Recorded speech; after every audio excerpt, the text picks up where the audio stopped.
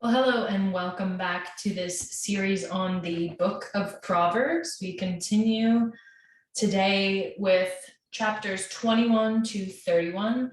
I really like the way that this book progresses, and this entire series has meant a lot to me. Actually, I'd love to just remind you of one of the phrases here from this book, and it says, "Trust in the Lord with all your heart. Do not depend on your own understanding. Seek his will in all you do, and he will show you which path to take."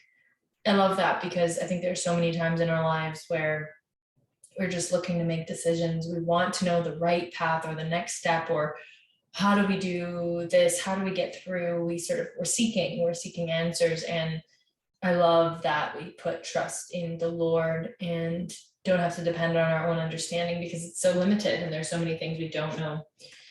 So with that, let's trust that my notes are sufficient and I do this justice. If you're liking this series, I will invite you to please review, like, subscribe, share it with others. It all makes a huge difference in me being able to continue this work. And if you'd like to buy me a coffee and donate to the show, that's also an option. All the links are in the show notes, and it means a lot to me. I'm actually pleasantly surprised with the I guess response to the series on the podcast. Very new to the video side of things on YouTube, so I hope you're liking the videos. I know they're a little bit basic because it's just me talking. I don't do all the cool animations that some people do. Maybe in the future.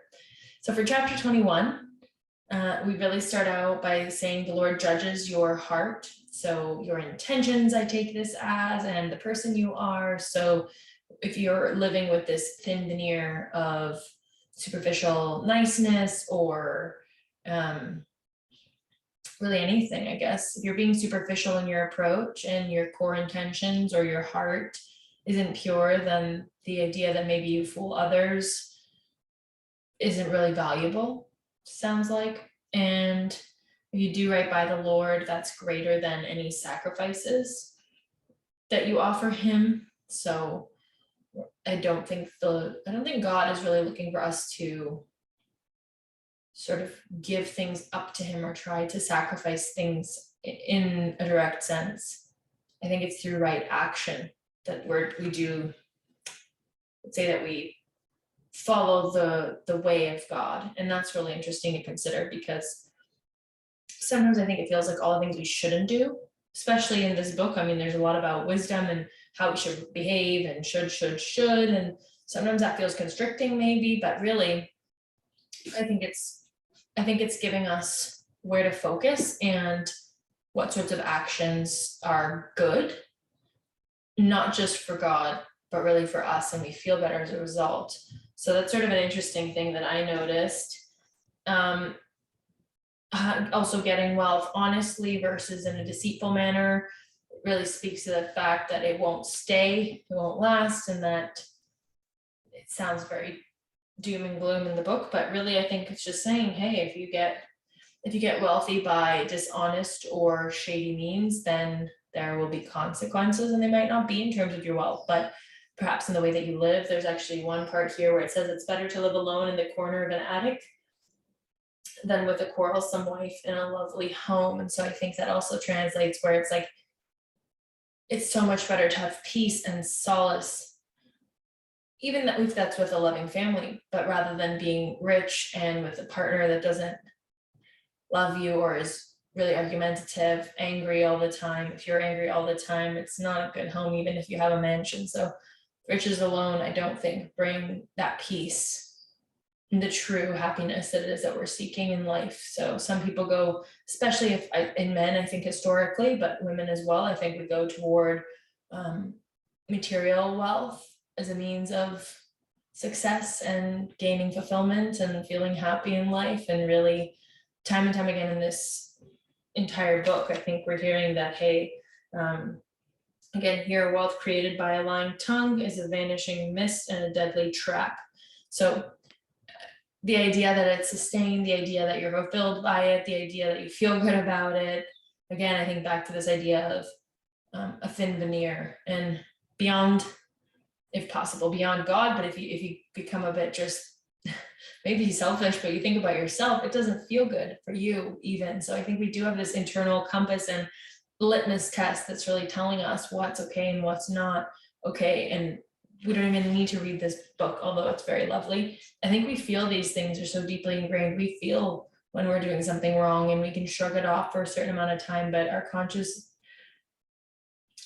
really does come knocking. And I think we do feel that guilt and that shame, so, and remorse perhaps. So I think it's interesting that this book really just emphasizes the things that we already somehow inherently know in our hearts. Another one here around mocking people. So don't mock people is the idea. Also, don't ignore the poor. So pay attention to the poor. In the Bible, of course, they talk about tithing, so giving 10% of your income to a church. There are, of course, other ways to support, I think, less fortunate individuals that are going through perhaps a hard time. Another one here, and we get into this in next chapters as well. Justice is a joy to the godly, but it terrifies evildoers. So again, the idea that if you're on the up and up, if you're doing things correctly, then there's nothing to fear, but you'll have restless nights and not feel well if you're living a dishonest life or disingenuous life, an angry life. And I mean, that makes sense, right? Anytime we're trying to get out of something or get over something, and if we're not true to our morals and being honest or being upright about things, it brings us anxiety, it brings us nervousness, often doesn't end well either. So they emphasize again about living alone in the desert is better than with a quarrelsome, complaining wife. So suppose we're also saying here, choose your partner wisely, right? Which we all sort of know, and I think that's where there's a bit of hesitation in recent times in North America at the very least, where, and perhaps Europe as well, Western countries and places where we can say that, oh, marriage is unnecessary, or why marriage? And I think that this is exactly why people are worried about it. They would rather be alone than be with someone that's quarrelsome or somehow detracts from or stresses them out. And yet, well, it might be something to think about. It's not saying don't get married. It's saying choose wisely. And I think that if we keep that at the forefront of our minds, we can pick someone really who we really do get along with, and that enriches us beyond measure. So here we have again, whoever pursues righteousness and unfailing love will find life, righteousness, and honor. So it's in the pursuit of these things. No one's saying you have to be perfect. The idea is that when you embody, we see this later on when they talk about lazy people or foolish people. When you embody someone that's on the path of righteousness, someone that's pursuing honesty and good spirits, following the right path, being a good person, you can be that, and you can be a fool in your lifetime or even in the same day perhaps. And the idea is not that you're one or the other, but when you're acting, it's sort of like different identities we take on. When you're acting in the way of the fool, here's what's going to result. When you're acting on the path of the righteousness, when you're approaching that, when you're following that, when you're going toward that, things start spiraling upward and going well. So here the wise have wealth and luxury, but fools spend whatever they get. So we do get a bit more money advice here about saving and being mindful about money. A little bit more about lazy people. As I mentioned, despite their desires, the lazy will come to ruin, for their hands refuse to work. So there's definitely a lot of advice here around work ethic and being a strong worker. Another interesting one here that I thought we might look at, and we've talked about this already in the series, is no human wisdom or understanding or plan can stand against the Lord. So again, kind of like the first little excerpt that I shared with you at the beginning around, God's will always prevails. And I mean, we can plan as much as we want, but we see that, right? When things are just out of our hands and we can only do so much. And I think it's learning which part is our responsibility and which part we give up to God, we release control of, we, I suppose, surrender to what's bigger. So to me, that's the kind of question in my life is, okay, well, it's saying work hard, it's saying work, it's saying be diligent, it's saying follow a right path. be honest, be good. And then it's also saying, don't try to control everything. You don't need to have all understanding. God's will prevails. And so there's this balance that I think, and that's really wisdom, is knowing that balance, not figuring out, okay, which parts are on me, and then when do I let God take it from here? And I think we see that actually, interestingly enough, in nature. We see it when we plant gardens, we see it with pregnancies, we see it with health outcomes, where you can do so much. You can get medical treatments, you can water your garden, you can do all you can, and yet those outcomes, there's so many things that are just out of our hands when we plant seeds in a garden, or we plant seeds in our business, or we plant seeds. I think it's about planting seeds and watering them. And then some of the plants grow and some of them don't. Some of the opportunities grow, some of them don't. Some of, let's say in an illness, some people persevere and move through, others don't. And it's a wild ride, right? This idea of life. But I think that's what we're looking at here, is planting seeds being our duty, tending to them being our duty, but the results and what the outcomes, if we've done what we can to tend to our garden of our lives, that's sort of out of our hands. So that's my understanding so far. In chapter 22, we've got choose a good reputation over great riches, which is interesting. And we do talk about the rich and the poor a lot, kind of going forward. A person who gets ahead by oppressing the poor or by showering gifts on the rich will end in poverty. So a lot of sort of, don't ignore the poor. Somebody that gets rich is someone that's going to tend to or be mindful of or direct resources to the poor. The rich and poor have this in common: the Lord made them both. And it does talk about, and this is the sayings of the wise in this chapter, and it really does talk about don't have favorites, in the sense of we're all not necessarily, this could be controversial, we're not all the same, but we come from the same place and we are all human. So we do have similarities in that sense, at least in that we all deserve dignity. We all deserve our basic needs to be met and to be respected for being. And I think we see a lot of this sort of people sorting themselves on a hierarchy based off of power or social hierarchy, socioeconomic status. And not to say that's bad, but it doesn't mean that you should treat people that are not in your category poorly. I think that's what we're looking at here. There are different levels of power and different socioeconomic status in our society, in different countries, different parts of the world.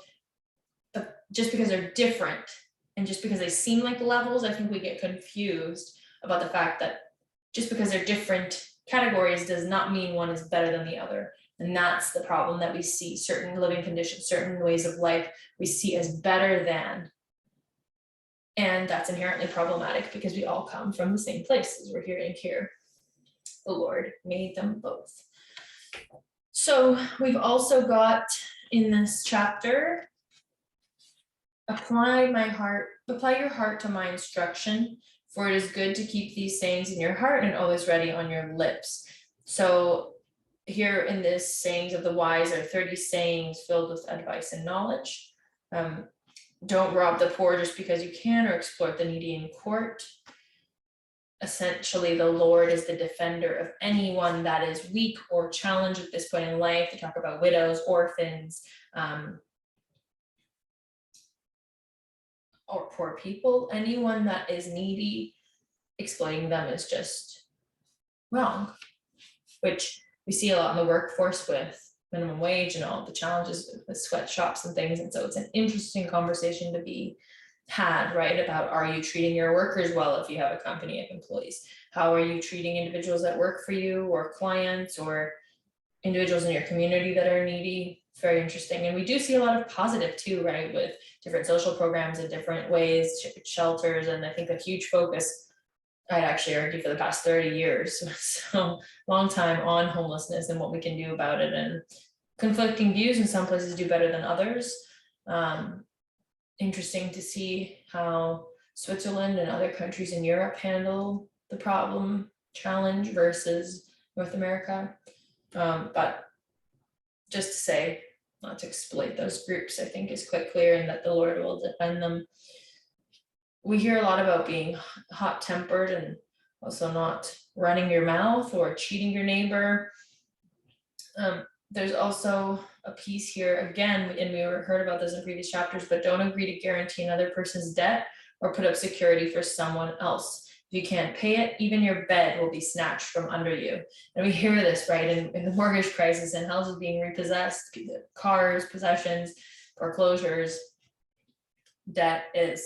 And it's interesting because if you listen to Dave Ramsey, who does financial advice, he really does share about how he's Bible-based, and I think it shows because we hear again and again in the book of Proverbs that debt really is the enemy, because anything can be snatched from you when debt collectors come knocking. So in chapter 23, we're hearing about being in the company of others and not to envy them, and to be very wary about anyone that is seemingly generous but is stingy. So if someone's giving you something but it seems like it's reluctantly, don't take it, or don't associate with them. Even don't eat with people who are stingy. Don't desire for their delicacies. They are always thinking about how much it costs. Eat and drink, they say, but they don't mean it. You will throw up what little you've eaten, and your compliments will be wasted. Again, we hear about not cheating your neighbors. We talk about committing ourselves to the instruction and to listen carefully to words of knowledge. There's another one here that I think we've heard before too. Don't fail to discipline your children. The rod of punishment won't kill them. Physical discipline may well save them from death. And I think it's a little bit interesting, right? Because of course nowadays we talk about that, and okay, let's say during my childhood, I mean, spanking was something that many parents engaged in. There was a lot more physicality. Now that's definitely frowned upon. I think that when we read this, it could seem like we're talking about a physical rod of punishment. Physical discipline may well save them from death. I think that there's a spectrum, let's say, and perhaps we're also talking about physical as in removing them from a situation that's potentially harmful, really being one-on-one. I think a lot of disciplining now with kids is depending on the parent. I don't want to generalize, it's not fair. But I think what we're looking to say here is discipline your kids. They'll be better off for it, and being, let's say, stern or being very clear about the consequences of not following through with what's right, I think is what they're getting after here. So that's sort of this chapter. This one is also interesting, and we hear about this a lot. A prostitute is a dangerous trap. A promiscuous woman is as dangerous as falling into a narrow well. She hides and waits like a robber, eager to make more men unfaithful. Who has anguish? Who has sorrow? Who is always fighting? Who is always complaining? Who has unnecessary bruises? Who has bloodshot eyes? It is the one who spends long hours in the taverns trying out new drinks. Don't gaze at the wine, seeing how red it is, how it sparkles in the cup, how smoothly it goes down. For in the end it bites like a poisonous snake, it stings like a viper. So two things here, right back to, and we heard this in previous chapters about promiscuous women, and of course we've talked about superficiality, so not just women, but promiscuous ideas, actions, ventures, trying to one-up, let's say, what's right and fair, thinking we can get an easy win, often doesn't end well, and then into alcohol, which we hear a few times, really not being a good call.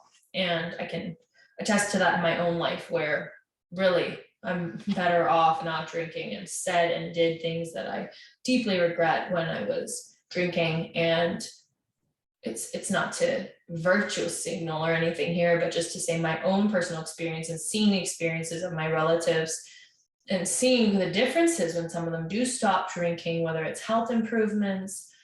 Many of them that I know, many people that I know stop because of their health issues. So often, because it's such an enticing, seductive drug, I think it takes something quite extreme to get people to stop. And that definitely was the case for me. And it was my car accident where I sustained a traumatic brain injury, and it really kind of knocked some sense into me, quite literally. And I think that there's something to that, and people will drink themselves to death, and it's unfortunate, and it's not the way out of, I think, any anxiety, emotional challenges, hardships, stress reduction. It's really not the way out. I get why it's appealing, I really do. But I can say personally, I'm much better off without it. Chapter 24, we have more sayings. If you fail under pressure, your strength is too small, which I think is the idea that you're not following a godly path.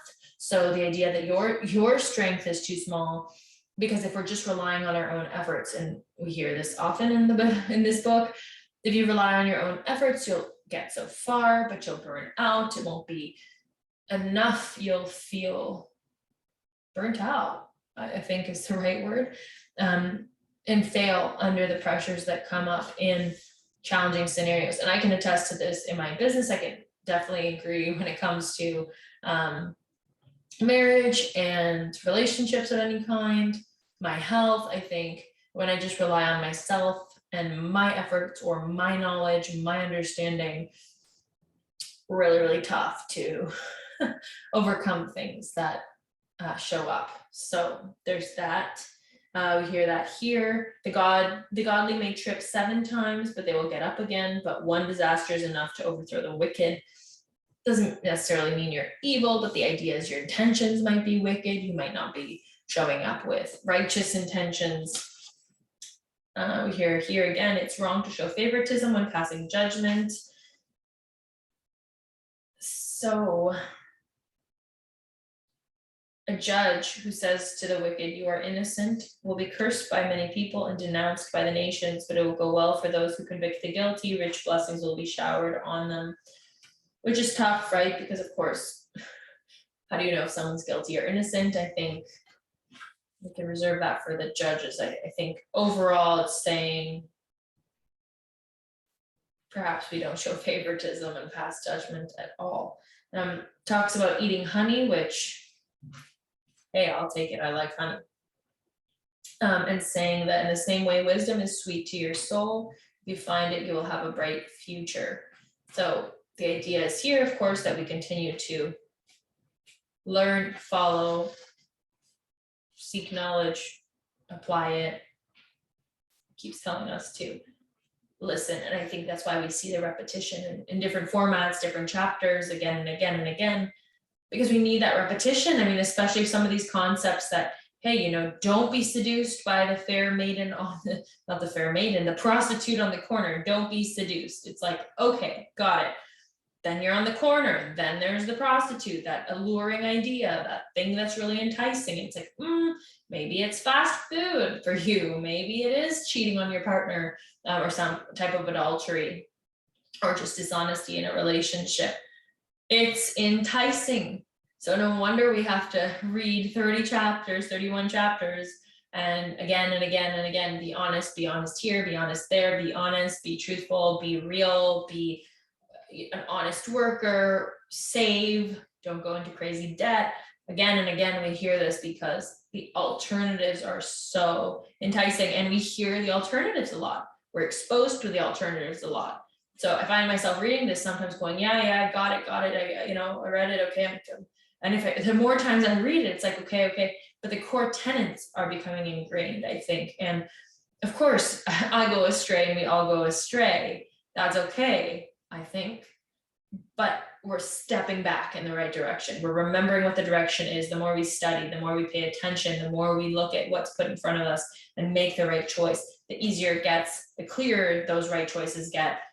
The more we avoid the wrong choices, even something as simple or clear as the alcohol choice. I made that decision. I put my stake in the ground. I don't drink.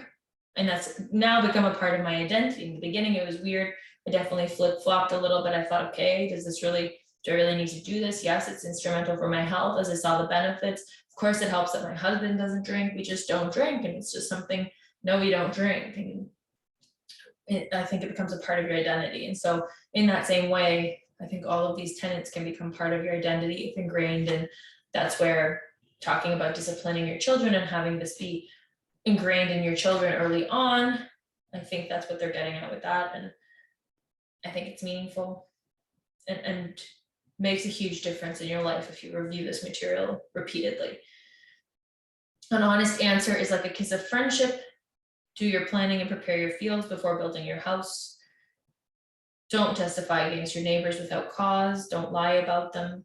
And don't say, now I can pay them back for what they've done for me. I'll get even with them. That's a tough one, right? Somebody frustrates you. We're definitely prone to getting back at them.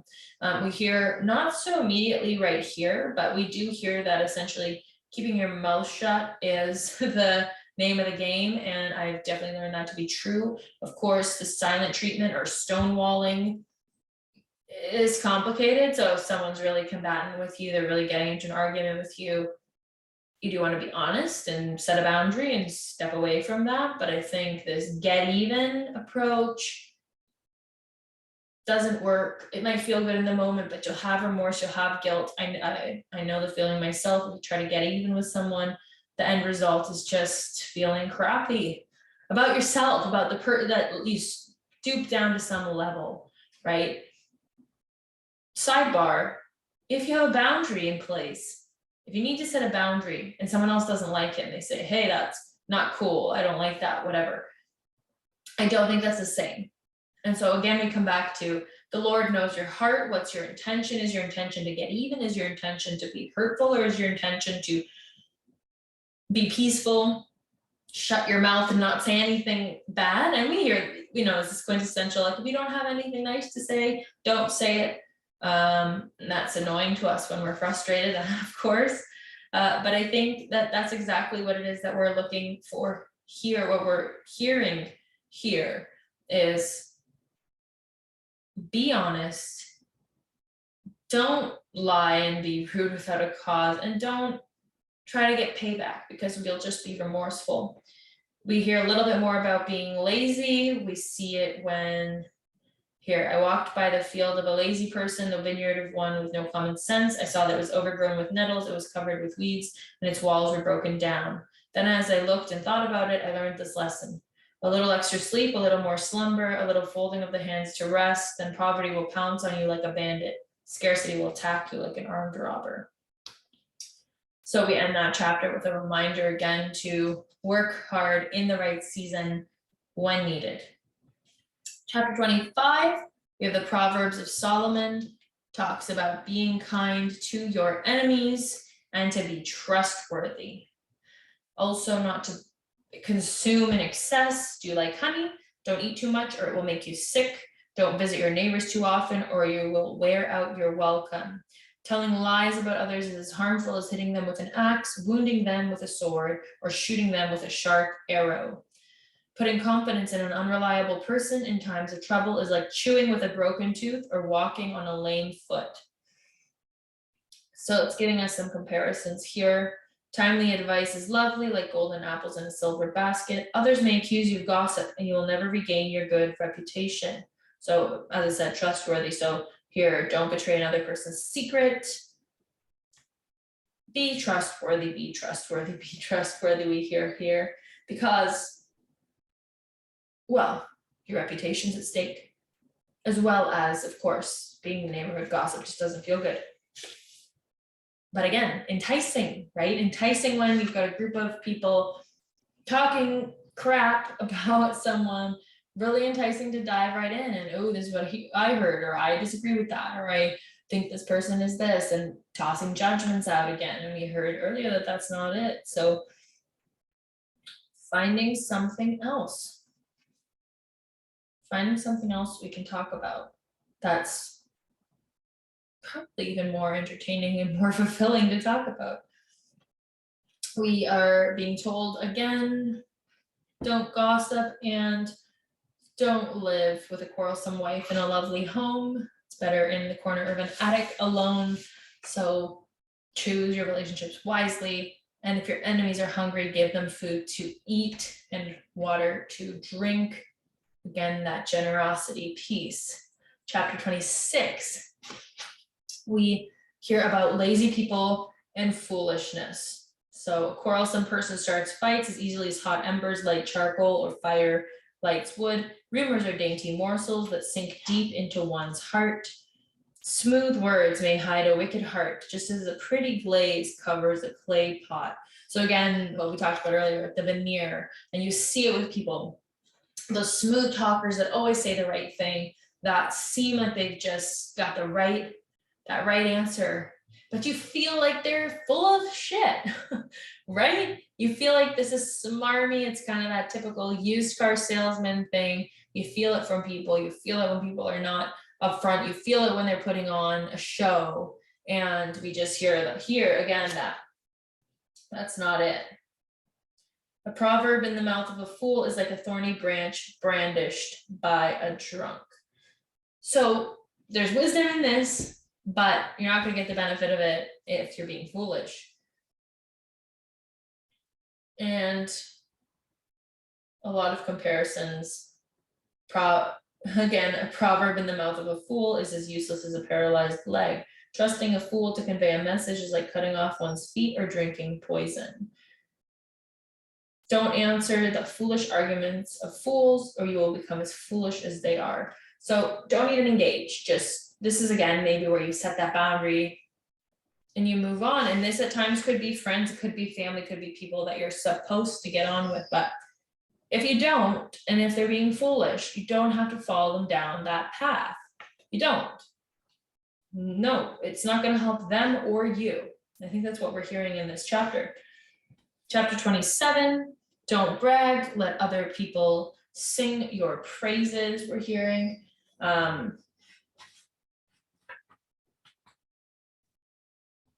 Honey gets a comparison again, which is interesting, mentioned a few times. A person who is full refuses honey, but even bitter food tastes sweet to the hungry. A person who strays from home is like a bird that strays from its nest. The heartfelt counsel of a friend is as sweet as perfume and incense. So again, right, heartfelt, we hear it from the heart. The Lord judges from the heart, like your purest intent. And your pure intent can be seen, and when you're around people with pure intent and their heart is pure, you feel it. And we know that. We call it genuine, we call it authenticity, we call it somebody's vibe, all the same, and we're being told this here. We hear about quarrelsome wives again. As iron sharpens iron, so a friend sharpens a friend. Ooh, we like this one. Again, we're reminded it's not just the wife, it's also friends. If you get heartfelt advice from a friend, if you get, if you've got a sharp iron, it'll sharpen, the friend will sharpen you. It'll sharpen you up. So if you've got a successful friend, that's why we talk about associating. We hear this a lot, right? Associating with good people, with successful people, with people doing what we want to be doing. The people that we associate with, we become like them. It's inevitable. And that's why the partner you choose is so critical. That's why the friends you surround yourself with are so critical. We hear it again and again.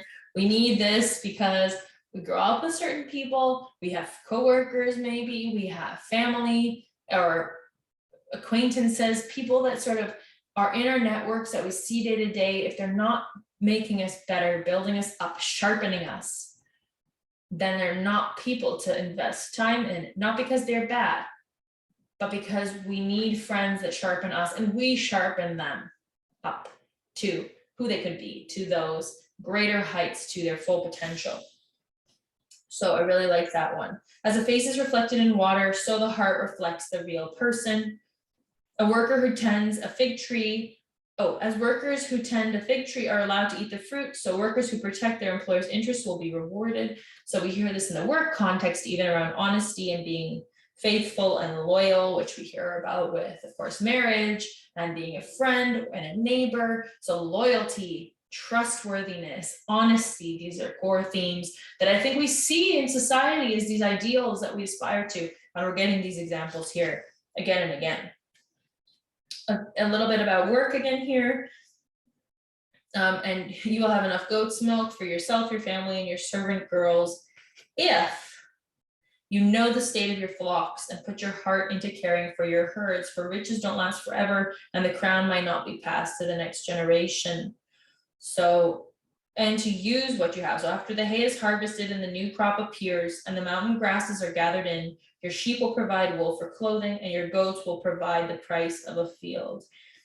So know the state of your assets, your affairs, and of course, put your heart into caring for your herds, put your heart into your work. We hear the heart's important, and that genuine care, that genuine attention, genuine work, genuine relationships, put your heart into your efforts and you'll see success. And I mean, we see that with people, right? That's why we like people like Gary Vee and different pastors online, maybe Joel Osteen or Dave Ramsey in the financial space. We like individuals that we feel are heart-based. We feel that our heart's centered, that are coming from a genuine place to want to help, to want to share something useful, to want to help, deliver, however, whatever it is that they're providing to the world. They're genuinely trying to be useful. We feel that. That's what we get drawn to. And when we get drawn to the other side, we don't feel as good. We're drawn to more superficial things. We feel we want quick wins, or these sort of trying to one up other people or ourselves, or find the easy way out. Not to say that being good can't be filled with ease in a sense, but there's just a difference in pursuing something because you think it's kind of fast cash, this sort of, it feels greasy, it feels slimy, it doesn't feel genuine. Chapter 28, again, be honest.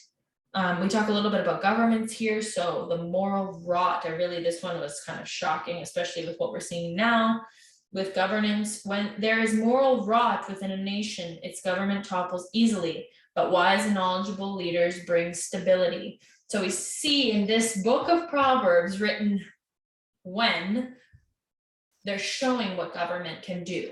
And when we're in times of stability, we're in times of strong government. When we're in weak government, we have instability, the government topples, there's moral rot within the nation that percolates to the leadership. So there's more happening than just the leader being immoral, but really it's permeating and has permeated society, this immorality. And it will topple, and the idea that it will topple, and of course, structure renews. And I think we see that with anything. We see that with a tree that maybe has poor water or soil or an infection of some sort, and it rots and it dies, and up in its place is reborn something hopefully more helpful, so healthy.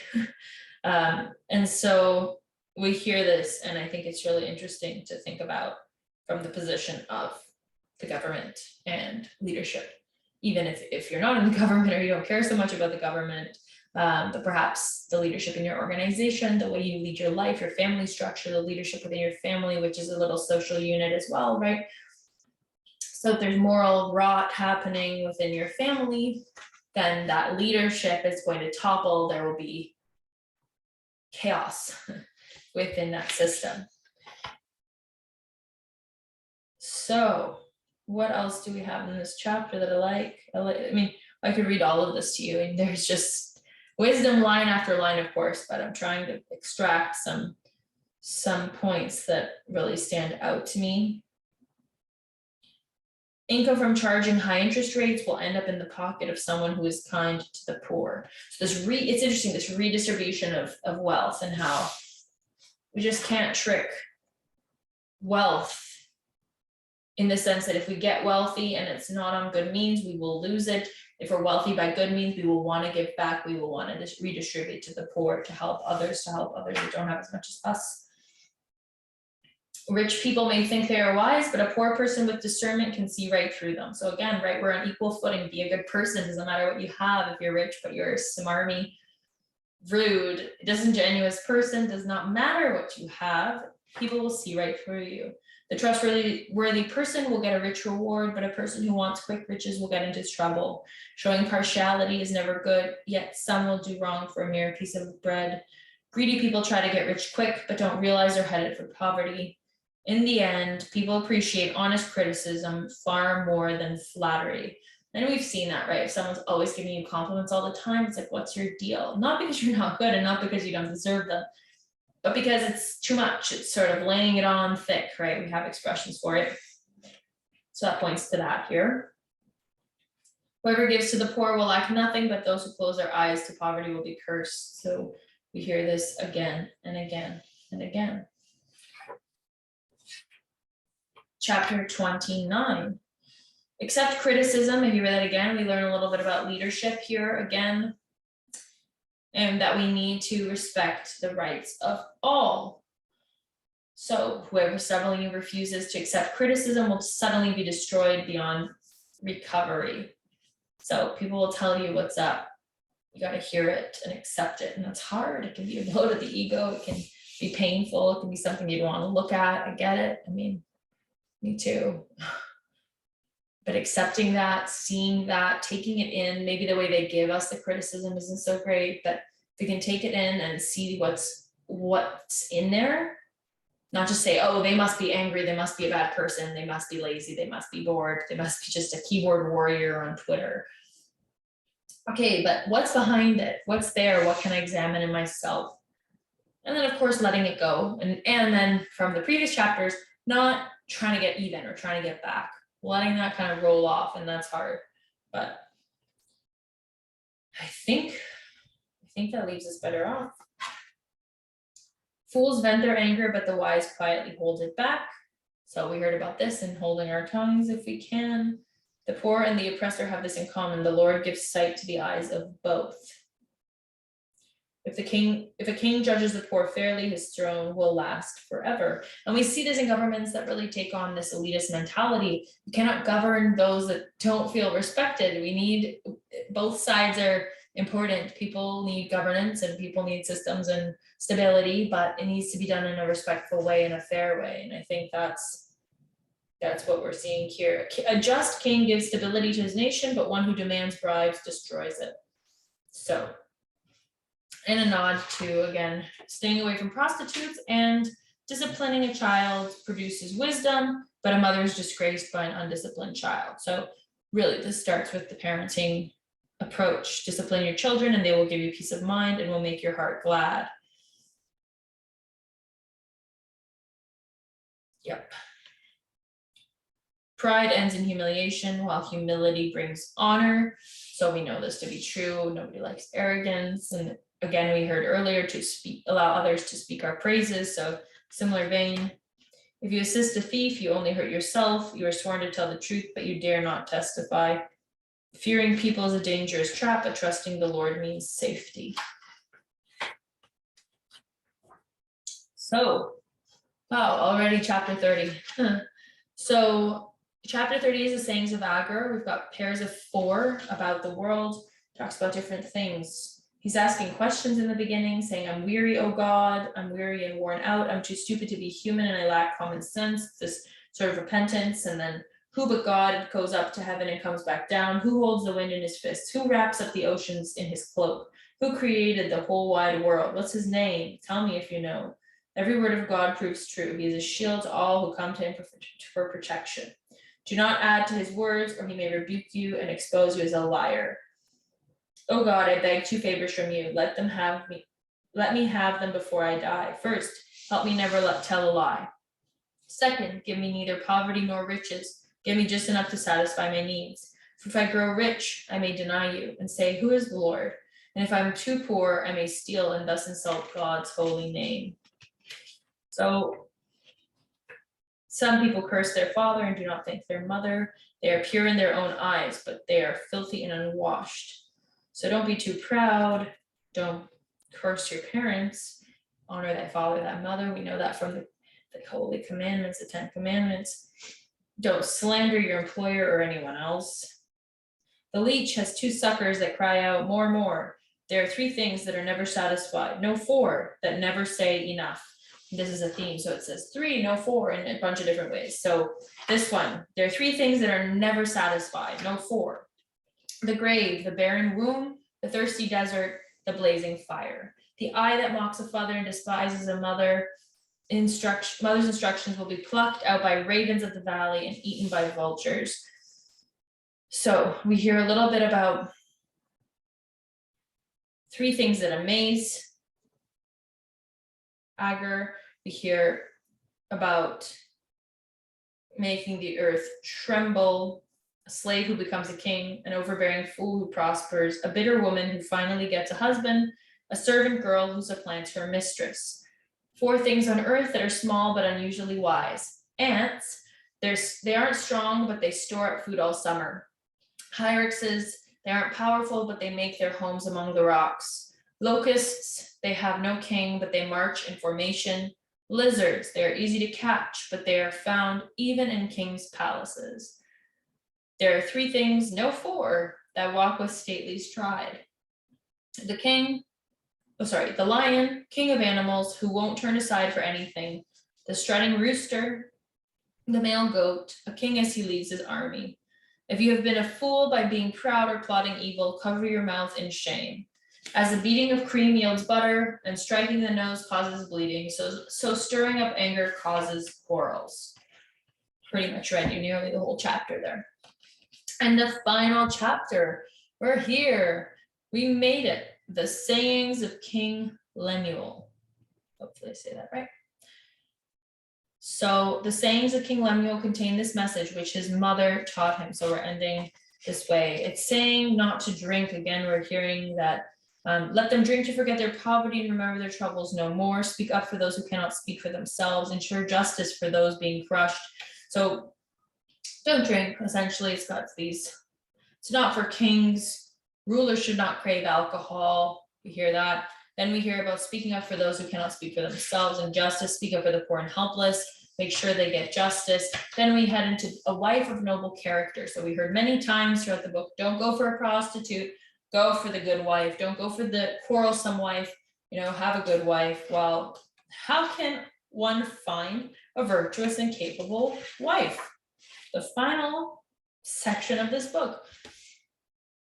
And we're really described this woman.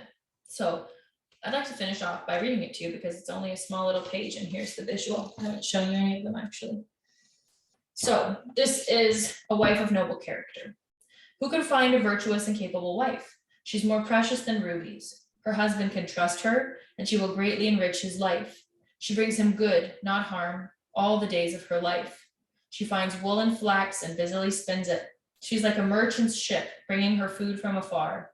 She gets up before dawn to prepare breakfast for her household and plan the day's work for her servant girls. She goes to inspect a field and buys it. With her earnings, she plants a vineyard. She's energetic and strong, a hard worker. She makes sure her dealings are profitable. Her lamp burns late into the night. Her hands are busy spinning thread, her fingers twisting fiber. She extends a helping hand to the poor and opens her arms to the needy. She has no fear of winter for her household, for everyone has warm clothes. She makes her own bedspreads. She dresses in fine linen and purple gowns. Her husband is well known at the city gates, where he sits with the other civic leaders. She makes belted linen garments and sashes to sell to the merchants. She's clothed with strength and dignity, and she laughs without fear of the future. When she speaks, her words are wise, and she gives instructions with kindness. She carefully watches everything in her household and suffers nothing from laziness. Her children stand and bless her. Her husband praises her. There are many virtuous and capable women in the world, but you surpass them all. Charm is deceptive and beauty does not last, but a woman who fears the Lord will be greatly praised. Reward her for all she has done. Let her deeds publicly declare her praise. So, well, some of it might seem out of touch with the times, but I think this is actually an ode to finding a great partner. They're sharpening you up. As we said, iron sharpens iron. I think they bring goodness to your life, not harm. They want to make your life better all the days of your life. They bring something to the relationship. They don't just take, they're constantly bringing things. They build a family with their partner. And the end here, I think, is really important, as we see so much superficiality, divorce, people having kids with multiple partners or kids with one partner and then leaving to go live a more exciting life, that midlife crisis idea. And it's not to denounce any of that. I think everyone has their own journey. But I think that if someone gets married and they're making a promise for life, I think there's something really powerful in knowing that that person has your back and knowing that you have that stability for as long as you have them. And that partnership is so useful, not just because they're going to make your own bedspread and linens and make sure your house is warm or go out and work and sell things, but because of that honest partnership that you have. And charm is deceptive and beauty does not last, but a woman who fears the Lord will be greatly praised. So I think the final thing to end off there that I think is meaningful too is that they do have that belief in God, or that you share those spiritual, you share a hunger to walk a spiritual path, whatever that is, whatever path that is. If you're not following the Bible, if you're not Christian, if you're whatever religion you are, I think it's just that you're in alignment with what path you're on. Because as we've seen in this whole book, if you're on the one path and a friend or your partner who is arguably someone that's really, really going to impact your day-to-day life, if you're going like this, if you're on diverging paths, I think that's where it leads to challenge and sometimes that relationship ending or a really miserable one. So I think that it's sound advice to make sure that it says being Lord fearing, but really that person is walking that same path, wanting to walk the same path, continuing to turn toward that path of goodness, if that is the path that you ultimately want to be on. So I want to thank you for joining me today. If you enjoyed this, please do review, like, subscribe, share, comment, engage in some way so that I know you're listening and I have feedback from you so I can continue to make useful content. And I hope you really do have a great rest of your day, and I'll be seeing you next week for more on the show. So take good care and talk soon.